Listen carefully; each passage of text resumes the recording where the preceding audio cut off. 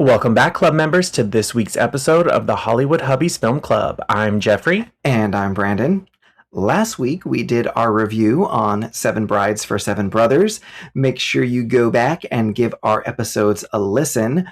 We were pleasantly surprised by how much we actually liked that film. I mean, neither one of us really knew much about it, huh, babe? No, not at all. I mean, I knew that it was known for its dancing, and that's about it. Yeah, honestly. I didn't know any of the songs. I didn't really know what the plot was. And the plot really hooked us. We didn't find ourselves like drifting. So that was nice to see something that we weren't familiar with and for it to just, really grab our attention that way. Yeah. What's funny is that I always thought that Seven Brides for Seven Brothers was like they found randomly like seven sisters. Oh, like throughout the course of... No, I mean like... By like an accident? Yeah, like they just met seven sisters. Not abducted them in the middle of the night. Yeah, I don't know. I just, for some reason, I thought they were like, here were these seven brothers, and then they found a family that had seven sisters. Yeah, that's funny. I don't know. That's just what I thought. For those of you who are just joining us, we are reviewing AFI's Top 25 Movie Musicals of All Time. At the end of every episode, we are spinning the wheel to give us our movie for the next episode. That way, you can watch along with us. Is this movie one of your favorite things? Well, you know the answer to that one. Well, get ready to climb every mountain with us as we are transported to the all beautiful things of Austria with a splash of Nazi regime with the sound of music. That's really a hook. Right? Like you got to do something. A little bit of music, a little bit of Nazi. You got to do something that's just a little like boom, dramatic, you know? The Sound of Music is a 1965 American musical drama produced and directed by Robert Wise from a screenplay written by Ernest Lehman. It is based on the 1959 stage musical composed by Richard Rodgers with lyrics by Oscar Hammerstein and book by Lindsay and Krauss.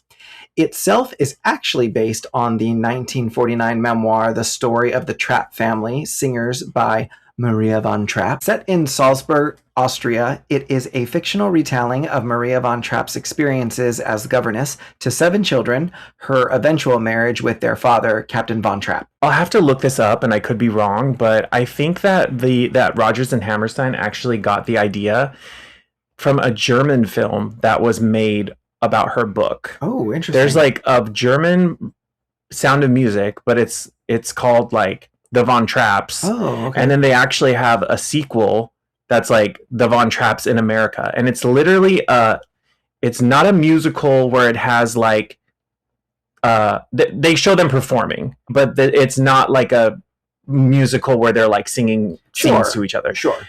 I wish I could remember the word for it.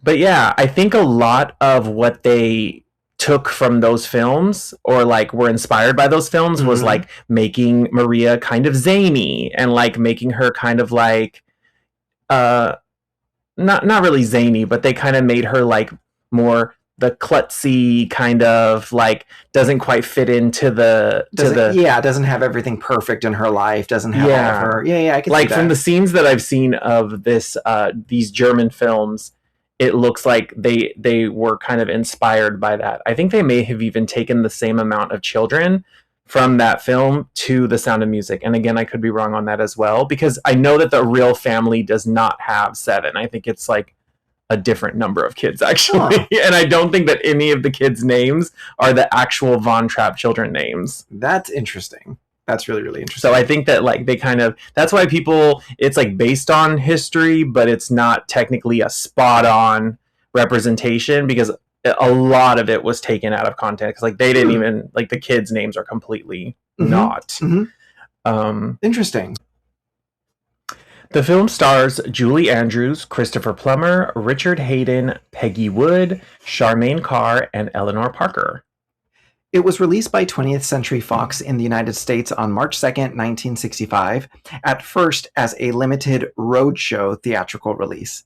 The film was a major commercial success, becoming the #1 box office film after 4 weeks and the highest grossing film of 1965.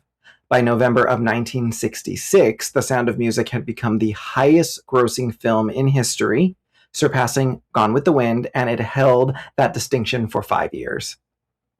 That's crazy. Pretty, especially because it was going to be a limited roadshow release, not knowing like, oh, this limited run turned into something huge. You know what's nuts about those road shows? From what I know, like, because they would do these films where it was like literally a traveling show. Like, it was like a national tour of a Broadway show, but like it was just a movie going around. Right. But like tickets for them were like national tour tickets as well. Yeah. Like, it wasn't like a quarter to go to the movies. It was like, I think even back when like Gone with the Wind, I think I saw an original roadshow ticket and it was like a couple dollars for a ticket. Wow. And a couple dollars back then was like big money. Sure, considering you were probably seeing movies for like 25 cents back then. Yeah, so it's just funny to know that maybe that's just how they used to, you want something you can't have. Mm-hmm. Like, if there's a movie in like 100 theaters, you're like, oh, I'll get to it eventually. But if it's like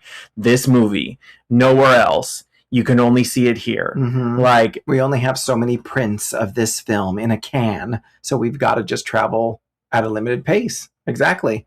But I think they did it on purpose. I don't think it was like they had one and they were like, well, this is all we can do. I think they did it to just like make it seem like it was unattainable. Oh, I was thinking the opposite. Like, they were doing it because budget-wise, they didn't know what it would turn out. So you're only going to print like 20 cans of a film instead of printing 20 per state. So that's how I was looking at it. Maybe they didn't know if it was going to be a success, so you don't put as much investment into printing film. No, I think Roadshow was like they wanted people to like want it. Yeah, the momentum of it.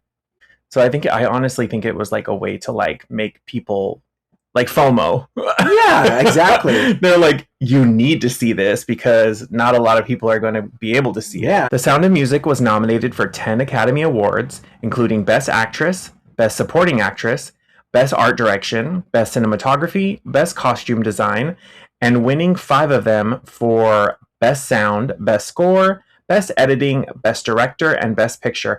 I'm really shocked that Christopher Plummer did not get a Best Actor nomination for this. Like, I love his performance in this movie, and I feel like he's one of the stronger elements in it. Not the strongest, but I would have definitely put him in the Best Actor category. Mm-hmm. Do you agree?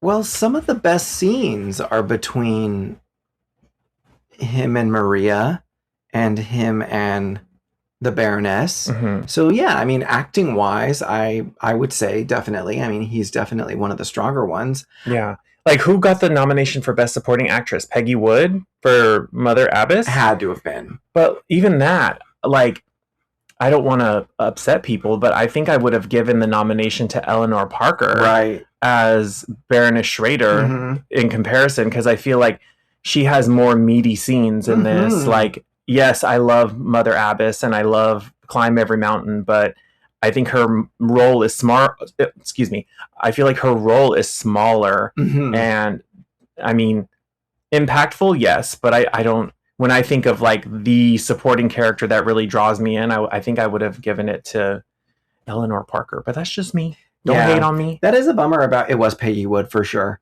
That is interesting, and it is a bummer. I think all of the grown up, the adult actors, I think all the adult actors really had umph to them. You know? Yeah.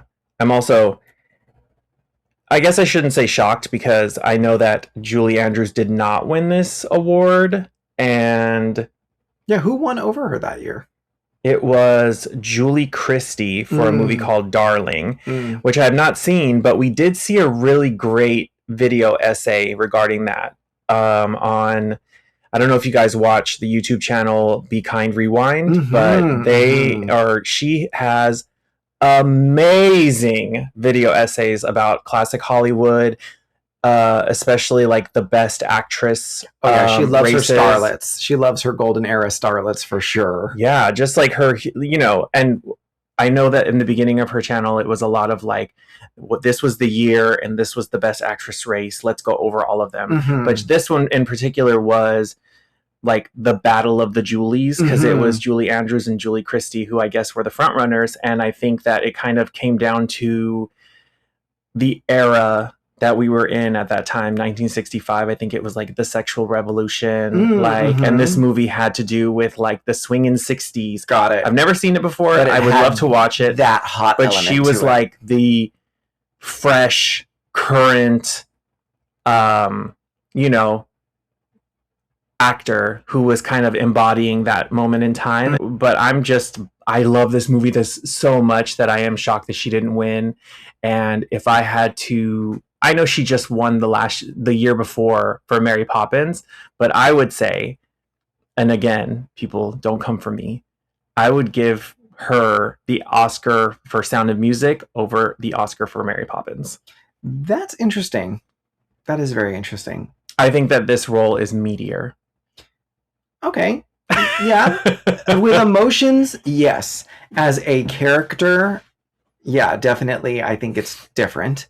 But yeah, emotional range, you are absolutely right. Yeah. Yes, she is. It is a meatier role. Which is funny because I don't think that a lot of people, when they think of Sound of Music, maybe their first thing would not be to consider it like meatier. Mm-hmm. But if you look at the Broadway show compared to the movie, I feel like the movie has more depth and kind of deepness than the Broadway show. I feel like the Broadway show is very saccharine sweet, and I think the movie kind of added on to that and made it a little bit more dark.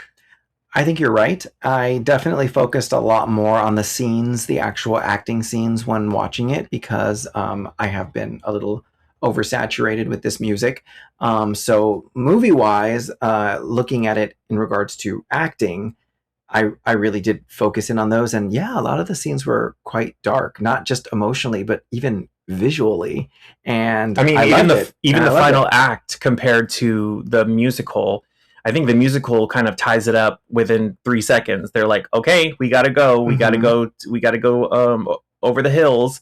But then in this, they give you this intense, thriller type ending, like that. If you were in the theater, I'm sure you could hear a pin drop just because it was very intense. Right. And I love the movie. Got it. I've seen it on stage a few times, and like, I'm sorry, but it's just never done it for me on stage. I don't think that it has the same effect on stage that it does as a film. In 2001, the American Film Institute selected this film for preservation in the U.S. National Film Registry of the Library of Congress as being culturally, historically, and aesthetically significant.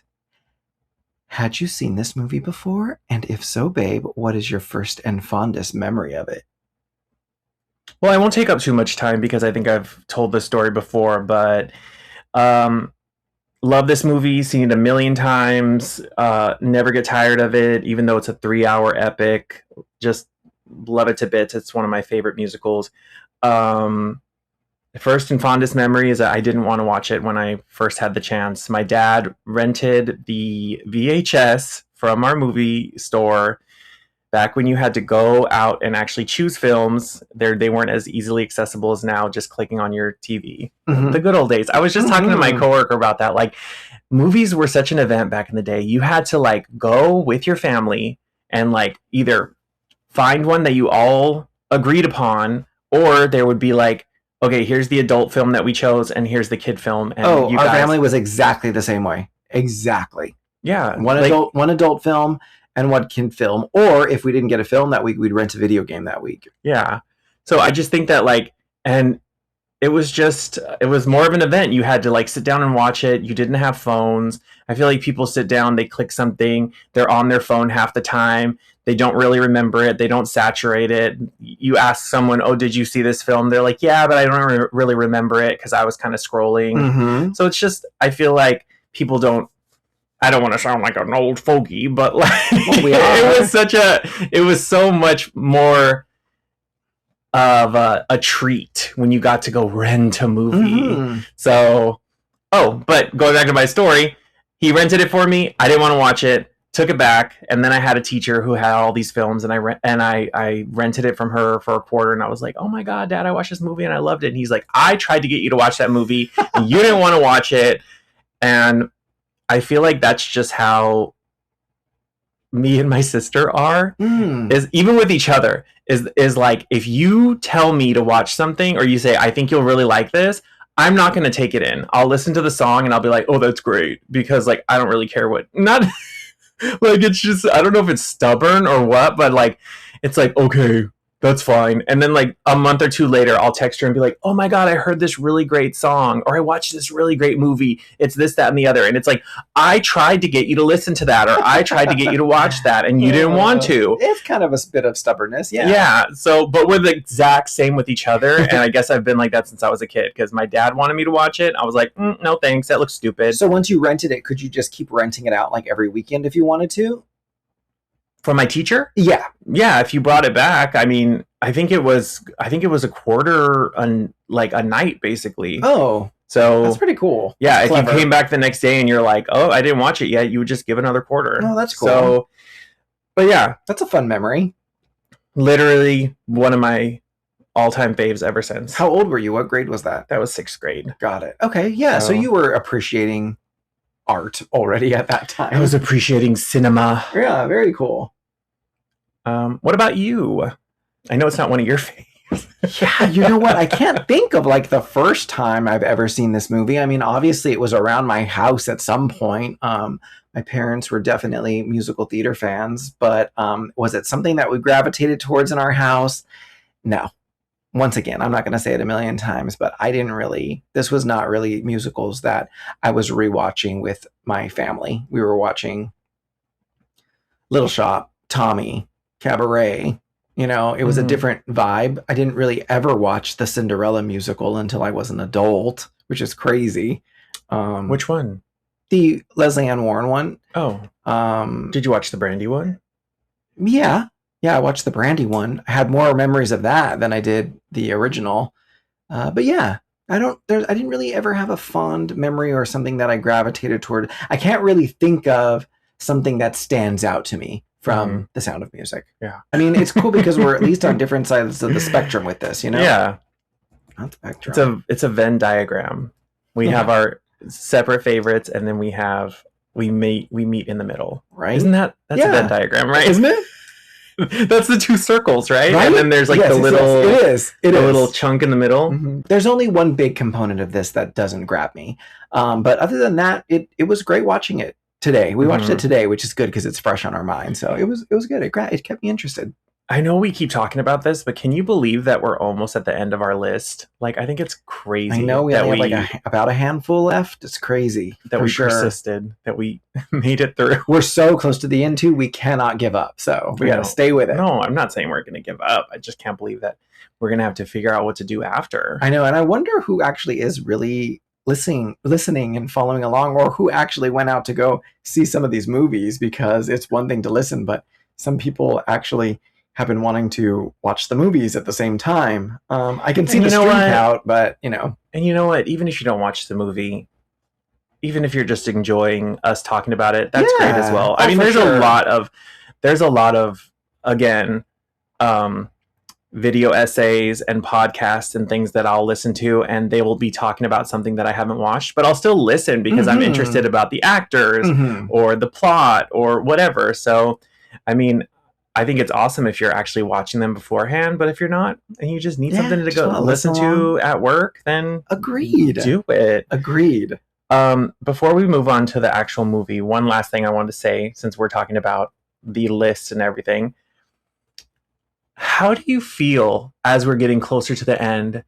How do you feel overall about things when it comes to the podcast? Like, I sometimes will like want to go and go back and remember something that we talked about, and I'll go and listen to an earlier episode, and I'm just like, wow, we sound so different. Or at least I do. Maybe we sound exactly the same. But how do you feel like things have progressed and how things are improving? Well, I mean, I feel like I'm more comfortable in front of the mic. Well, I know good. that. Before I was like, ooh, that's so awesome. I don't know if I sounded it, but I think it's easier to edit now. So now you can't shut me up. That's good though. Yeah, I think it's easier to edit now, not just because I've learned more editing technical things, but also because I hear how we sound and I hear how you sound. So it's definitely easier to edit. I don't overthink too much things about, like, I don't think too heavily anymore about things like, a car drove by or a dog is barking. Like, that's just life. Yeah. We're not recording in a studio. Like, that is just life. That's but- funny that you go to that because you like edit the episodes. Right. I'm thinking about like how we sound or how we like explain ourselves. Like I think I'm more critical on myself and you're more critical about how the podcast sounds. Like, you don't really care about, not to say you don't care, but you're more focused on that. Whereas me, I'm like, I got to stop talking in a circle, or I'm from California and I say like a lot. So I'll go back and I'll listen to that. But yeah, I guess I don't really overthink those types of things, but I know what you mean. Like, I understand what you're saying. And I think it's been great. I think that the growth has been awesome, and it's definitely been fun doing this. It doesn't feel like a job, which is good. But yeah, it's been great so far. Yeah. I as well can't believe we're close to the end. What are we going to do, guys? What is going to be our next feat? Do you want to hear what our favorite movies are? Do you want us to each pick a list of what our favorite ones are that aren't on this list? Right. Do you want to give us suggestions that we've never seen and see what we think about them? Or maybe should we go choose another every now and then? Maybe should we actually have guests? Do you want to hear other voices on here? And maybe it's time we bring in other people. People that know what they're talking about. Right? Get a film historian. Get someone who knows about. I'll feel like an idiot. No, I won't. Maybe we can track down people that are that have experience with the said movie or said musical. Like, maybe we can track people down that are connected to it in some way. Mm-hmm. Like, here we are with The Sound of Music. We could find someone who has played Maria in regional theater before, or who has played the Baroness in regional theater before. Like, maybe we can go that direction and just get somebody's opinions about it, you know? There's a lot of different things that we can do. For sure. Maybe we pick our top 12 from the list, since there are 12 months in a year. Maybe we pick our top 12 and we revisit those movie musicals with somebody who is connected to it, you know? Yeah. I mean, there's a lot to stew over. Okay, so diving into the plot here. In 1938, Salzburg, at the end of the federal state of Austria regime, Maria, played by Julie Andrews, is a free-spirited young Austrian woman. Why did you say it like Siri? Maria, played by Julie Andrews, is a free-spirited... Maria, played by Julie Andrews. Is a free-spirited young Austrian woman studying to become a nun at Nürnberg Abbey. However, her youthful enthusiasm and lack of discipline cause some concern. Our film opens with an aerial shot of Austria, which is, of course, quite beautiful. We get our first song, which kind of leads us into the overture into the film, which is called The Sound of Music. What are your thoughts on this opening scene, Boo? Love it. I think it sets you up with everything you know you're going to get with this film. Big budget, big, open... I think that one of the reasons why this movie is so great is that they did decide to film it in Salzburg. Mm-hmm. Like, I don't think that it would have had the same impact had everything just been on a soundstage. Mm-hmm. I think that it is one of the main characters of the film, if you will. Agreed. Is these beautiful... Every shot they chose the best place for them to film this. I love that you open up with this aerial shot of all the different areas, the hills, everything that they show, and then winding up finally showing that aerial shot, the iconic hill spin of Julie Andrews on the hill singing the title song. I think it's perfection. I think that it's up there with probably one of the most iconic, not just openings, but scenes from a film. I think that it's always parodied. People know, recognized. You could show somebody a picture of Julie Andrews with her arms out in this apron, and they would know what it was. So they did their thing, and I think that it's perfect. Going into the song, iconic. Julie Andrews singing Sound of Music is just iconic. Didn't you have a fun fact about that hill top? Yeah, I think I've heard her in interviews talk about how if you look at the scene there's a cutaway. And I don't think they did the cutaway because of this, but she talks about that, you know, when you see this helicopter and it's going down, you see her and she's a little bitty ant on the hill, Mhm. and then it gets closer and closer. I think that like the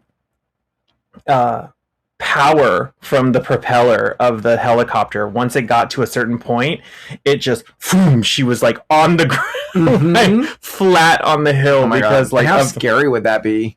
Yeah, I mean, I honestly don't know if it was close enough to really like do any damage, Sure. but I'm sure it was probably number one, scary, number two, loud, and number three, powerful, just enough for her to, I could just imagine this iconic woman just flattened out Right? on the hill from the power of this propeller. And I think, you know, she's told the story and I think it's super funny and she tells it way better, but you can kind of see that flip from that to where they do the close-up from an actual like land camera. Speaking of power and like how dynamic that film, the camera work is, it reminded me a lot of Funny Girl in regards to when she's on the boat. Yeah. And you've got this big aerial shot coming in close. And so it really adds that, a lot of, power is a great word, a lot of strength behind the shot. I think, budget. right? Like they either were hoping or they knew it was going to be a big hit, so they put money behind it. But I mean, little things like that really kind of take it to the next level. And it's not gaudy either. I think it just like, I mean, sometimes people do a lot of things in a movie like budget wise and it kind of comes off like, well, you didn't really need to do that. But I think both of those scenes are just like, they kind of add to the greatness of the film. I agree. Her voice is quite beautiful during this song. I love the technique of using a song to kick off the movie and wake up the audience before rolling into the instrumental overture. That stood out to me a lot watching it this time because it made me appreciate the actual score as the credits were rolling at the beginning. So really cool technique about really just like wake the audience up with our lead actress singing you a song, and then we're going to roll into the credits overture. So kudos to them for editing it and styling it that way. I really liked that. Yeah, and I think that they made the right decision starting it boom right with the chorus of the song, because I know that on stage there's a kind of verse or pre-chorus that kind of is like, it kind of reminds me how there's a recording of Over the Rainbow with Judy Garland of Over the Rainbow that has a beginning verse and then it goes into the chorus, and they didn't do that in the film, and they decided to make the same choice here because when you listen to it on the original Broadway soundtrack or anytime you see it live, Maria comes out and she kind of sings you this little, it's very light lullaby type beginning, and then it goes into this boom builds into it. The hills. So they made the right decision just to kind of start it with The Hills Are Alive and kind of set you up for a good scene. We cut from this shot into the walls of the abbey with beautiful hymns and chorus singing from the nuns, which Jeffrey likes to call nun music. I was like, I love this nun music. This is credited as morning hymn. Mother Abbess, played by Peggy Wood, is debating the characteristics of Maria and asks the fellow nuns on what their thoughts are. We jump from the morning hymn into the song Maria. What do you think of this song? Love this song. No, I'm just kidding. No, it's a great scene. It's a great way to kind of set you up to the character of Maria without a lot of, you don't have to show Maria in all of these situations. Like there's no montage of her like falling over herself or you know being in a room and being like a troublemaker. You've got enough from this 3-minute song to know that like one of these things is not like the other. Totally. And she's the oddball out. I couldn't agree with you more. We do not need the like that girl like montage of her like goofing off or getting into nonsense. I think it's a sweet song. You know, I do like the acting among the nuns.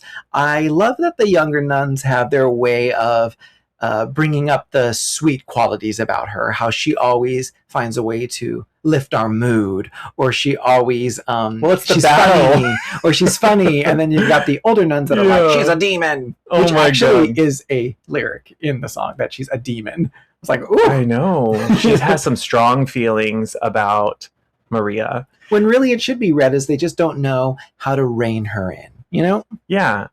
She's a convent girl. She's an enigma.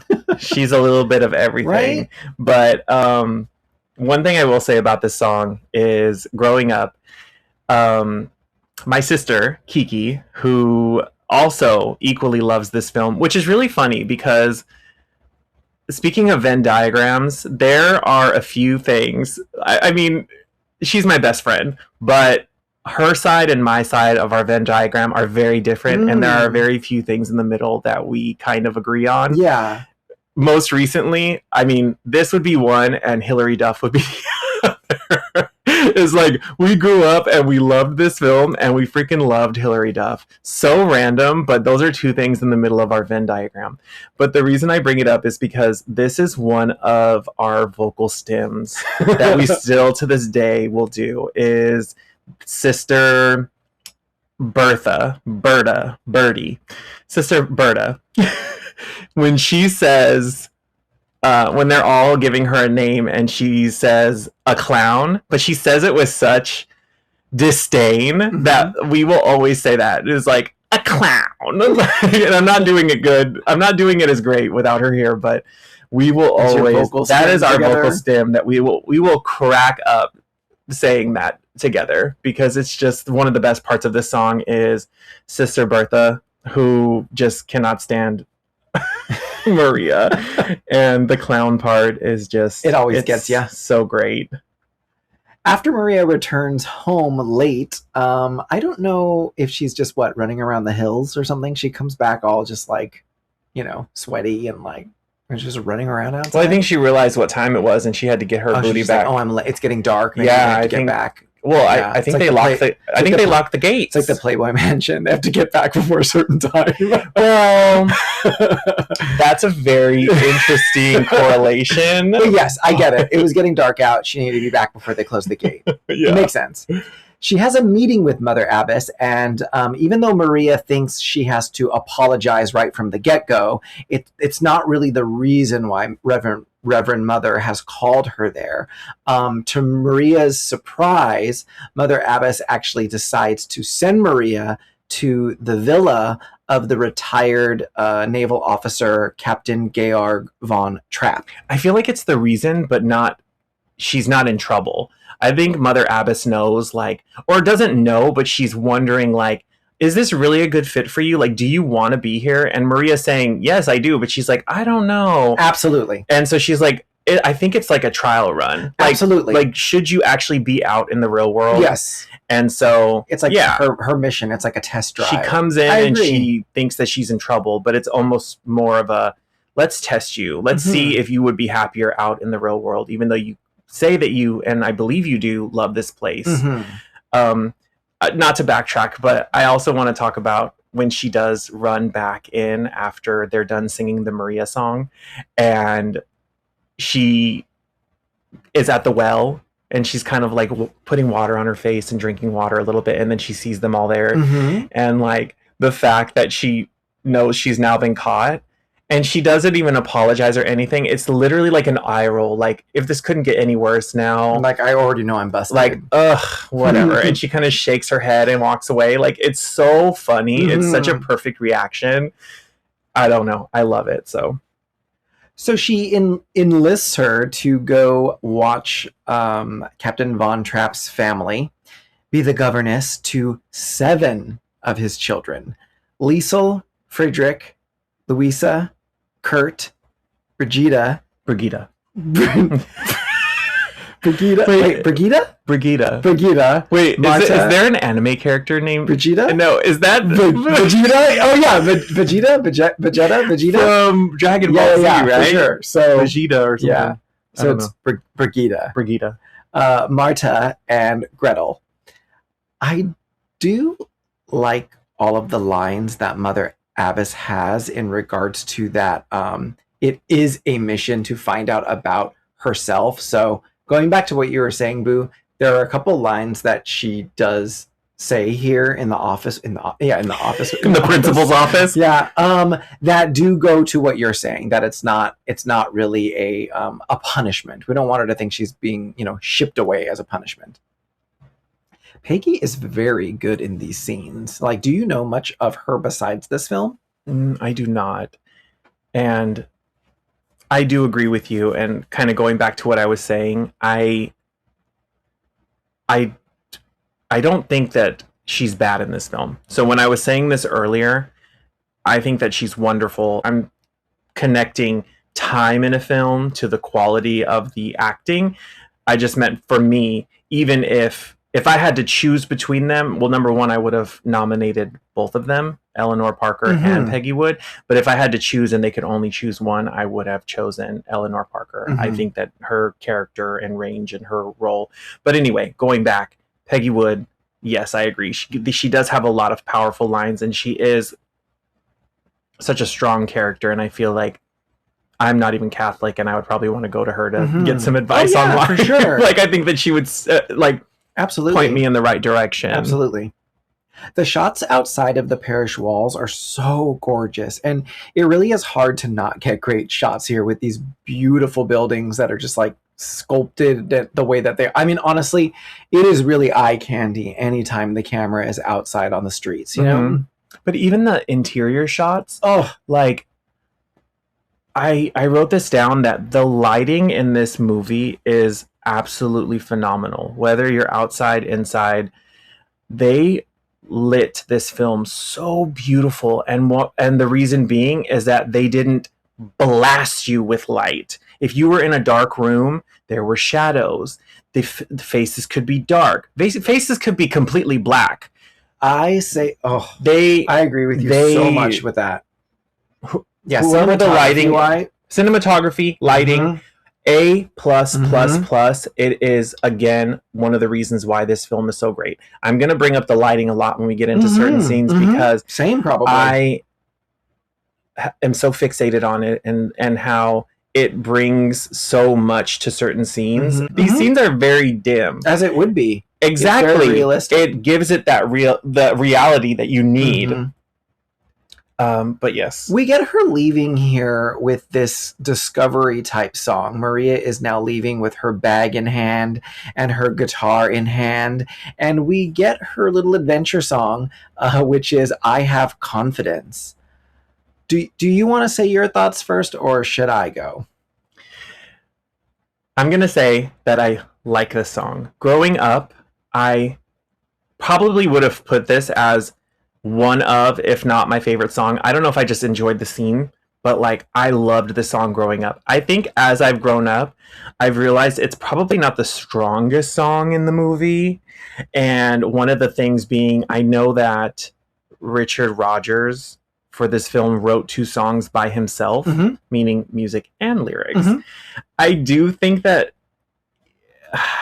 he's not the strongest lyricist. I think that was kind of lacking in the songs that he wrote. He likes, I don't know if it's meta or if it's just like, he does a lot of like explaining something by using the thing as the explanation. Like, I have confidence in confidence alone. And then later in his other song, he does something similar. He likes to, it comes off as like, I'm trying to be deep, but like, it's not that deep. Wow. So he wrote this one himself. It's a new song. That's really interesting, because this song is my least favorite song, but the other song that he wrote is my favorite song from the movie. Yeah, so that's maybe really interesting. So he's a mixed bag then by himself. Guess so. Yeah, no one could rein him in. Yeah, 50-50, I guess. But yeah, I just think growing up, and like, I love the energy of it. I love her voice in it. I love how it's a very lively scene, we'll say. When I think of The Sound of Music, unfortunately, this song and Edelweiss come to mind, and I do not like either one of those songs. Oh, wow. I Have Confidence is one of the ones that instantly comes to your mind? Yes. Is it because of the scene? Like, I you think it's of her because with of the scene. luggage and I the think guitar? exactly that. Okay. I think exactly that. It brings me to it. Yeah, this song to me is really annoying. It's quite jarring. Her vocals are not it. I don't know if the range in this song is just not it, but it's so jarring. Like, the kind of talk singing she has to do for this type of song, it's not it for me. But it's probably because I correlate her voice to more of a sweet sounding. This is the beltiest she's probably ever sounded in her career. If you call it belting, I mean, to me, it's very jarring and like squawky. But if you call it belting, like she's shouting, I think in more than half this song, yeah. But anyway, hey, to each their own. This is just one of many songs that are not my fave. So. That's funny because when we were watching it, a lot of the time we'll have to have the volume very loud to. Yeah, we hate missing dialogue, you guys. Dialogue versus singing and sound effects. Oh, if someone knows how to help that, I don't know what it is. We have like, what do you call it? Dialogue enhancement on, but we will have our volume all the way up because we don't want to miss dialogue. And we are kings of freaking subtitles. Every show, every movie. But for this song in particular, I think I turned it down because I saw your face a few times. You were just like. You didn't make a face, but the face you made was enough to know, like, let's turn it down a little bit. I have confidence you can lower the volume for me. Yeah, and then I turned it right up for the rest of it. And there weren't any other, like, bombastic blasting of... For sure. But yes, but it is no surprise that the music is not my fave in this, but we're moving past it. Maria arrives to the Von Trapp household and meets the butler, and... introduces herself as the new governess. The house interior, gorgeous. I think you mentioned something about it too. And I was like, oh yeah, it is gorgeous. I think this is definitely a Hollywood house. If I've ever seen a Hollywood set, it is this house, but not in a horrible way. No. I mean, I made a comment joking saying that this house is like the bus in Spice World. Yeah. Like, when that's right. She walked up, it's a big house and it's a big exterior. But then when the door opens from the inside, it's now triple the size. Yeah, totally. And so I said, this is like the bus in Spice World because we all know what a tour bus looks like. Or if you haven't, you've been in a bus. You've seen it on TV when it's an actual real tour bus and it's tiny. But then they get into the Spice World tour bus and it's now a double-decker apartment building in there, and there's enough room to literally run from side to side. Yeah. So it is triple in size now, but it's beautiful. It's gorgeous. I mean, so beautiful that I think I did ask you. I was like, wait, am I wrong? Is this actually the interior of the house or is it a set? And you said, no, it's a set. And I kind of figured, I thought I could be wrong, but it is so well done. For sure. And I'm sure a lot of the courtyard and exterior scenes were all shot in Austria. It was just a matter of just the interior. And you need room too. There's a crew that has to be in there. Mm-hmm. So back then, it was much harder to shoot in interior as opposed to today. Today, you don't need much. I mean, look at the Invite that we just saw. You don't need much of a crew to be shooting a film like that. Cameras are lighter. Yeah, small. They don't need film. Everything's compact now. Everything's digital. But you needed space. So, but yeah, gorgeous interior, right? Mm-hmm. She meets for the first time Captain Von Trapp quite quickly, played by Christopher Plummer, who enters the room like Count Dracula, barking at her about her dreary clothing, and he explains to her that he's been through 12 governesses, and that the children are perfect, but the governesses are what is really terrible out there.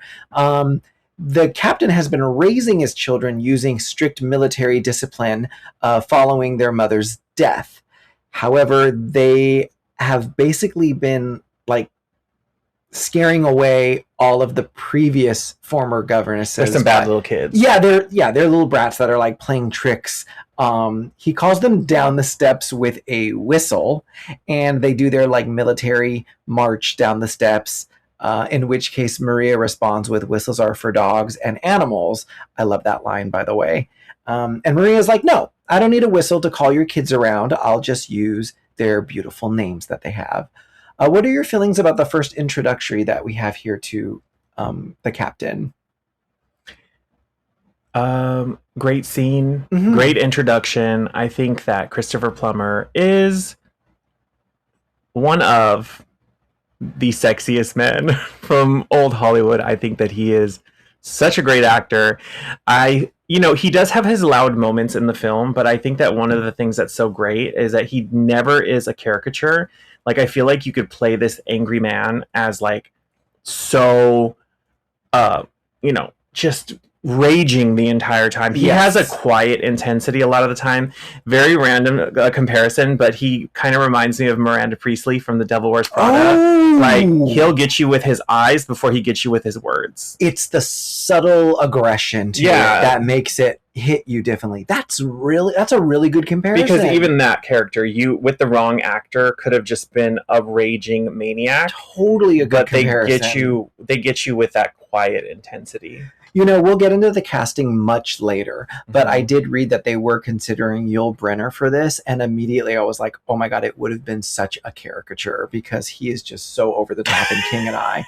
It would have been a pantomime. Yeah, seriously. But yes, great scene, great intro. You get exactly who he is. It's probably his biggest scene, so we'll give him that. It's his big. I mean, I'm sorry, biggest in regards to being like kind of that caricature that we're talking about.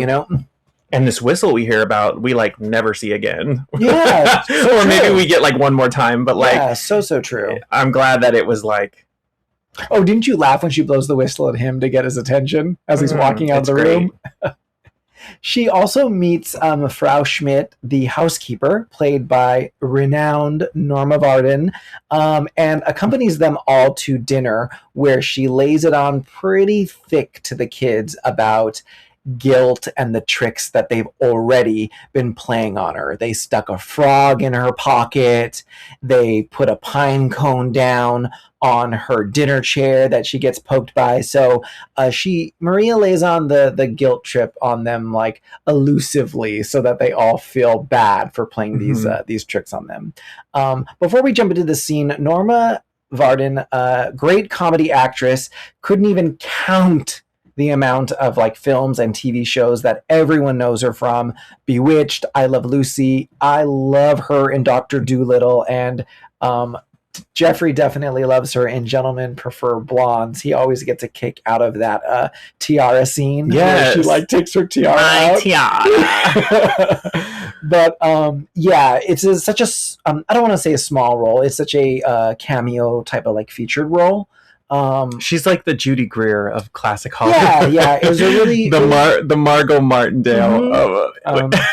But yeah, we couldn't not shout her out because she is such a talented comedic actress. And such a if you don't know her, I feel like similar to what you said when we were watching it is you hear that voice and you're like, where do we know her from? And then it kind of all comes flooding back to you. Interesting enough, did not do any Disney voices, but anytime you hear a good voice, you're like, did they do Disney? Especially that era. No Disney voices, but was quite close to Disney productions in regards to narrating a lot of their documentaries and hosting a lot of their TV shows that would be on. Wow. They would do like The Wonderful World of Disney and things like that. She would be host, or she would narrate a lot of that. So very interesting. Very interesting there. Yeah.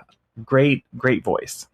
We first meet Rolf outside as he is delivering a note to the captain to leave town. He lets them know that he's going to see the captain lets them know that he's going to see the Baroness and that she will be returning back with him to visit the family. Liesel goes out to meet Rolf outside since they have a crush on each other. They're played by Charmian, Carr, and Daniel Truhitt. Between the two, I don't want to say young lovers because that's way too advanced for their age, but between the two young crush couple, the crush couple that's going on. What are they called in a show? It's right? Like the secondary plot, or it is a bit of a secondary, like the romantic plot. The romantic young plot between these two. Yeah. They immediately hit us with a duet between them. Not knocking their ages before we get into the duet. I'm not knocking their ages at all, but let's talk about some early 20-year-olds playing teenagers here. I mean, we are in the Riverdale effect, you guys. Like, no one is going to be fooled that these two are 16 years old. I think that Charmian Carr is given a little bit more Of a 16 youthful- I can than see that. him, which is funny because I could be wrong, but he might be younger than her. Anyway, they're around the same age, and I think that he's a little bit more manly. Yeah. I don't want to say rough, because he doesn't look rough, but he doesn't look 17. He doesn't look 17 going on 18. Yeah, I He's was like 27 going on 28. that. I thought she was. See, that's interesting that we both have the perspective. But like I said, we're not knocking it. We're just saying that visually, yeah, we're in the Riverdale effect here. You know, I think with her, I don't think it's that she didn't necessarily looks older. Mm-hmm. I think that she's playing 16 going on 17, but she's so womanly, and I don't want to say, like, I don't want to be gross, but she gives off a lot more like sultry. Oh my gosh, and like sexy. That's so funny that you say that, and we'll get to that in 1 second. 16 going on 17, the duet between them that we have. What are your thoughts on this song? Iconic song. I think that I like the scene more than I like the song. And that's not to say that I don't like the song, but this is one of the scenes, you guys, that I was talking about. The lighting is that the lighting in the scene is so beautiful, and it really enhances it. It takes it to the next level.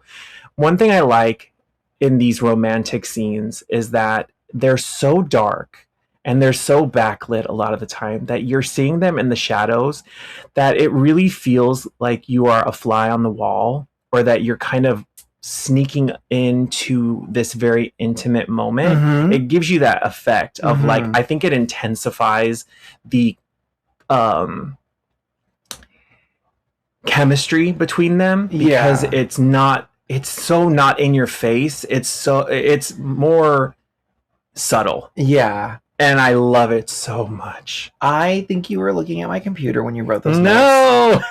Literally, it is so... Well, first of all, the song to me, like, it's a dumb song. But... You better stop it right now. It is shot so beautifully. The way the darkness, but with, like, the rain that's hitting the window panes in this glass gazebo that they do this dance routine in, and her chiffon dress that's moving around in the darkness that's barely lit by the fake Hollywood moon we've got going on. I mean, this is magic, this scene. It truly is. And just even certain points of it, sometimes you're in the gazebo with them, and then there's some times where you're the camera is right there by the entrance of the gazebo, and you're watching them dance, but sometimes the dancing is even blocked by this rain. Sure. And you're kind of watching it kind of hazy, and you kind of see them better once they get to the middle, and you can see them through the door. But just the certain little subtleties that they decided on the different shots just take it to another level. And like you said, her dress, gorgeous. The way that she would spin and this dress would spin. It really is the just way, beautiful. It's just a gorgeous scene, and it just intensifies this romantic element. So, yeah, 10 out of 10. I wonder if she did all of her own dancing. Did she? Do we know? I don't know. I mean, I don't think there's any moments where you just like all out can't see her face. Like there's moments where you can't see it for a second, but that is very funny because I was looking this scene up because you asked about their ages. So I went to go look up Rolf. Rolf later in life after this ended up in a relationship and marrying Liesel's stand-in. Oh, interesting. So in real life, the actor that plays Rolf married Liesel's stand-in, who was a German actress named Gabrielle Henning. That's so cool. And I don't know what scenes he may have been in with her stand-in. Maybe it was the scene. Who knows? I don't know. I really want to give her the benefit of the doubt and say that she was dancing. But I'm most likely she was. There could have just been moments where they needed to, figure out where the camera needed to be.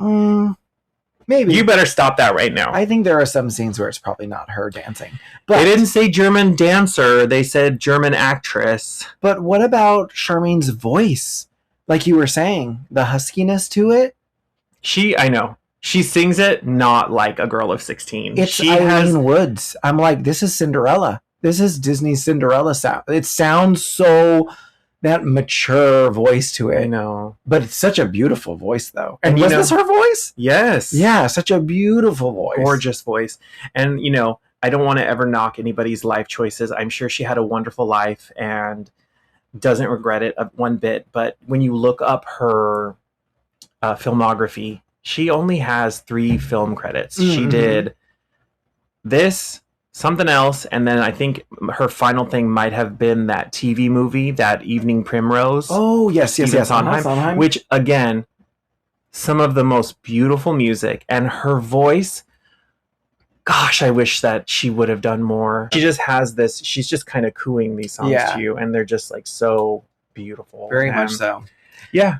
The scene ends with her first kiss, and she lets out her... It's such a weird ending to that scene. Who did you just sound like right now? I don't know what that was, but Sutton? No, not Sutton. Shannon Bedore? I don't know. I don't know. Anyway, interesting ending to the scene, but it is a phenomenal... it is shot so beautifully. I think you were giving me more Pennywise. Oh no. Oh no. Okay. So there's this big storm, right? And after Maria says her prayers in bed, Liesl shows up climbing in through the window, not wanting to get in trouble. So she's like sneaking in because she's been out kissing boys at night. And although the children had misbehaved at first, Maria keeps responding with kindness and patience. And soon all the children now are, coming to trust her and respect her. And they actually all end up rushing into her room at night during the storm because they're all scared, including the boys. The boys are scared too. Funny dialogue about that in the film. Yeah. And the song that she sings here to distract them during the storm, she sings My Favorite Things. Take it away, Boo. Well, first I wanted to say before I forgot. Sorry, I'm sorry. No. Same scene. I always do that. It doesn't matter. I will rewind if I want to. This isn't even a rewind. But before I get to the song, can we just talk about randomly this big plush comforter, this duvet cover, whatever it is, on her bed? Ever since I was a child, when I saw her flip up this comforter or this duvet, whatever you want to call it, this big fluff. You needed it in life. I wanted to lay in that bed and sleep for 3 days. Like, it just looks so comfy. Oh my gosh. But anyway, I digress. This scene is one of the points that I was talking about earlier where I feel like the musical film is better than the stage musical. Because I feel like this song fits perfectly in this scene, which is different than the stage production. When you hear My Favorite Things the first time, it is actually on stage when Mother Abbess and Maria are talking about, her life in the Abbey and her love of singing and all of this. And it feels so disingenuous. Like, when you're watching it on stage, Mother Abbess is like, I heard you singing this song the other day, and it reminded me that I knew this song when I was a kid as well. Gotcha. Can you sing me that song? Gotcha. And then all of a sudden, Maria is singing Raindrops on Roses. Got it. Whiskers on Kittens. It just comes out I'm of just nowhere. like, it doesn't make sense. That doesn't make sense. Yeah. I love that they made that just a straight acting scene, similar with the introduction to the captain and the kids. So when the kids leave, when the captain leaves and Maria is in the room with the kids at the stairway introducing herself, in the musical they perform Do Re Mi, and again I just don't feel, my brain could just be wired Sure. to say that it's not right. Sure. But in that one, I'll give it more of a pass. But I do kind of like that it is a non-singing scene. Sure. Their introduction. Sure. I feel like this scene in the musical on stage is supposed to be the lonely goat herd. These kids are scared of a storm, and she sings them the lonely goat herd, which is the puppet song. Right. I feel like this song fits so much better here because these kids are thinking of a storm. Sure. And it is negative. Sure. So I think you would want to sing them a song about positive things in life gotcha. to make them less scared. And I think that it just fits perfectly here. Great song. I think it's so funny that this song in life has taken on a life of its own as a Christmas song. Oh, yeah. Oh, yeah, you're right. This is like so... It has nothing to do with Christmas. I think it talks about like obviously like presents and like sure. ribbons and things like that. Like you're thinking about your favorite things, so maybe people think about their Christmas list. Sure. But yeah, it's now has a life of its own as a Christmas song in the Christmas realm.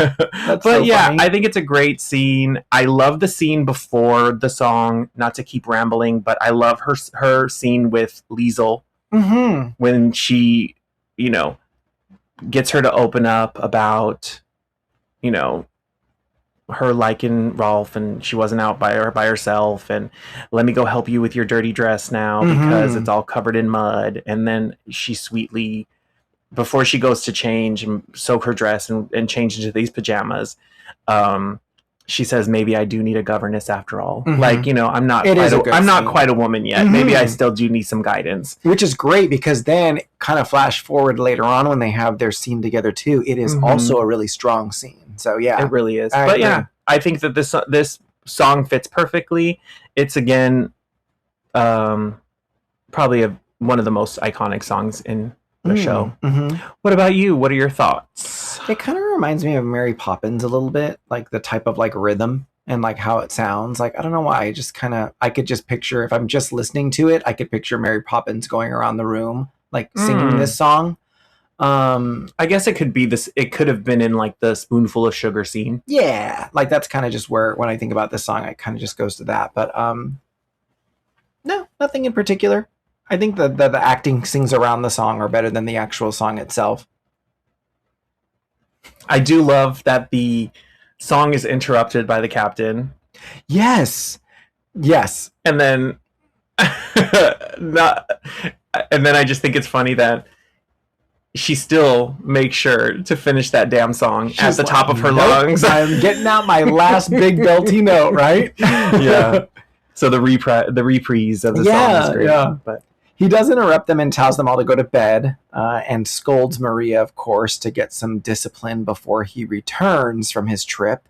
She asks him if she could have some material that she can use to make the kids some play clothes, and he denies her. Rude. Before she goes to bed, she just like ends up like running to like the curtains and like holding them up, right? Yeah, during her reprise of the song, when she's singing the very end of My Favorite Things, is when she is kind of feeling the green fabric that is going to be taken down, because she earlier, Frau Schmidt, told her, oh, don't worry, these curtains are coming down. And she's like, what are you talking about? Like, these curtains are perfectly fine. But it's like, no, they're rich. They can flip around everything they want anytime they get a new person. So I'm sure every time, for some reason, they probably get new curtains. And and that's when she gets the idea. You soon find out what her idea was. So while the captain is away in Vienna, Maria does end up making play clothing for the children out of the drapes in the room.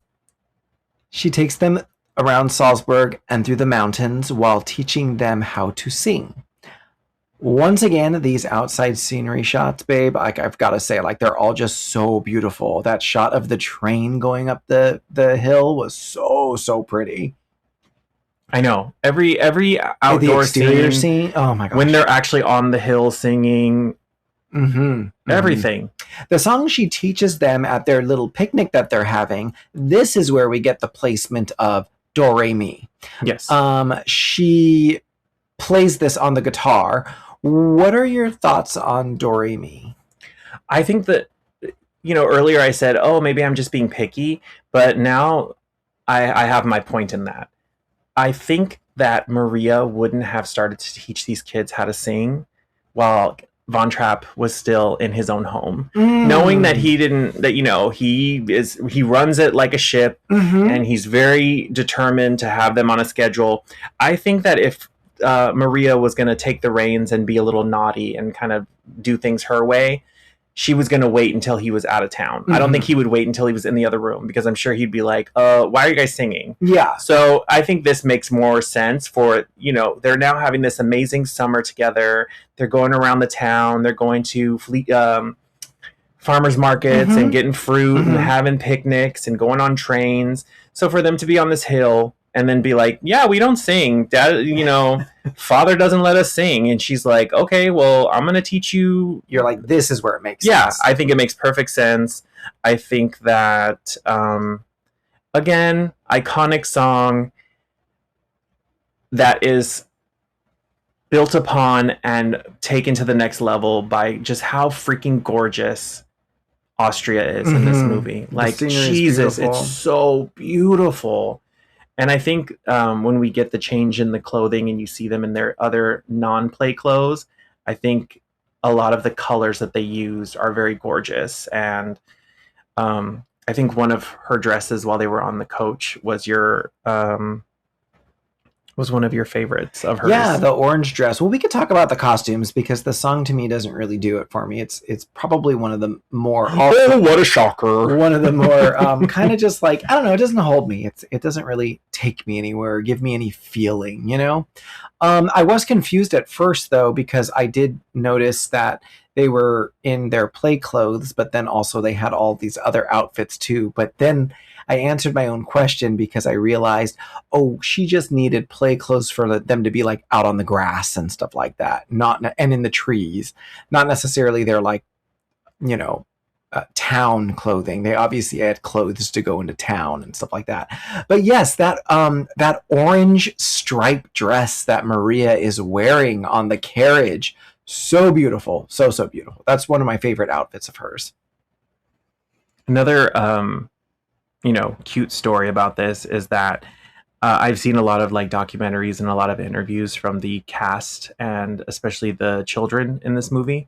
And I know that the actor who played Friedrich, Nicholas Hammond, he talks about how when they filmed this movie, what a lovely individual Julie Andrews was on set, how sweet she was to the children, just what a joy she was to have in the film. And I think he speaks about developing a bit of a crush on Julie Andrews. Sweet. And I think I was pointing it out throughout the movie, but if you watch this film and you watch Friedrich in a lot of these scenes, this young man is so captivated, and he just has stars in his eyes when he's looking at Julie Andrews. Like, if he's sitting next to her, he is looking at her, and it's just knowing in interviews that he's talked about this little, that he's had such a this little crush. This little schoolboy crush that he had on her, and then just to watch these scenes that I feel like he kind of got lost a little bit. It was like kind of staring at her. It was very cute, very, very cute. Do you think I think we should cut it here, because this is going to be like a 3-part episode, Boo. You think so? Oh my God. So I think we probably should. Our first 3-parter? Yeah, I think we are going to take a pre-intermission before the actual film intermission to wrap up part 1, because this is going to be quite the lengthy review, because the movie is so long and there's so much to it. And that's good, because it's not intermission, but this is before we start to meet the next that's right gang of characters. It's almost like I thought that. That's so crazy. Shut the heck up. Thank you all so much for listening to our podcast. Please go out and find us on social media. You can find us at Hollywood Hubbies, TikTok, Instagram, find us there. Yeah, leave some comments, leave us some feedback. But we definitely have been trying to do a little bit more like fun factoid videos on our socials. But please, yes, share alike. Yeah. And a lot of them are Brandon, by the way. I don't know, you guys don't really see our faces, but sometimes I think you've done like 5 or 6 of them and I've done 1. So you are looking at Brandon. Well, I post like selfies of us though on the page, so yeah. Great. Thank you guys so much for joining us, and we will catch you all next week. Bye.